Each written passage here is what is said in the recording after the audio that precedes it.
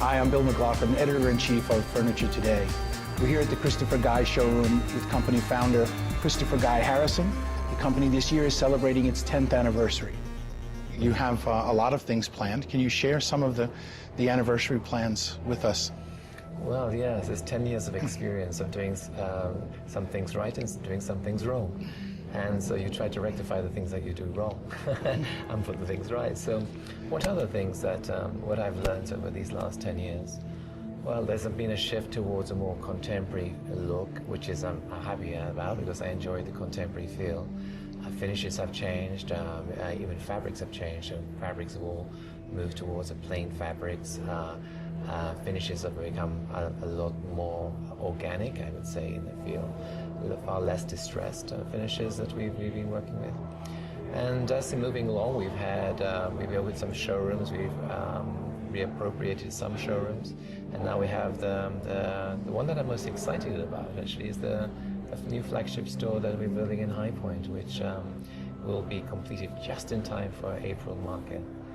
And in addition to that, it's our all-new website.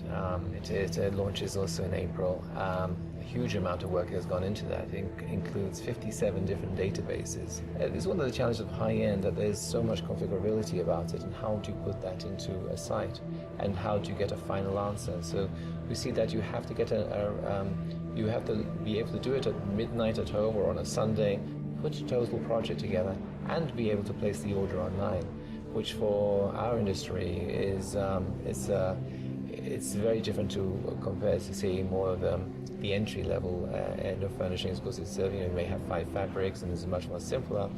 But when you get to the higher end, there's a lot more to take into account.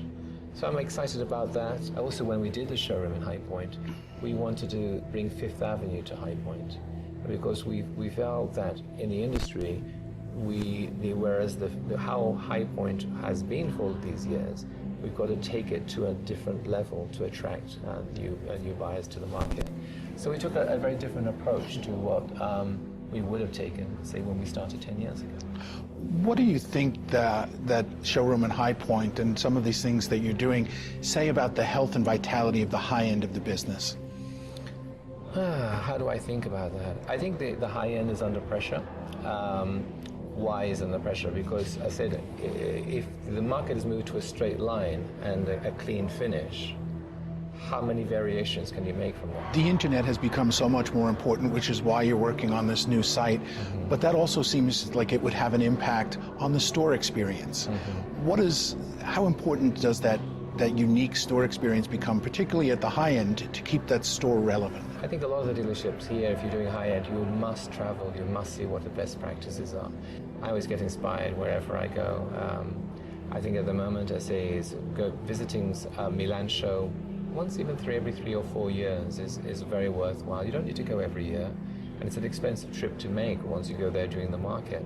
But it inspires when you see what they do. Well, I'm looking forward to seeing your dream come to fruition in April at High Point Market.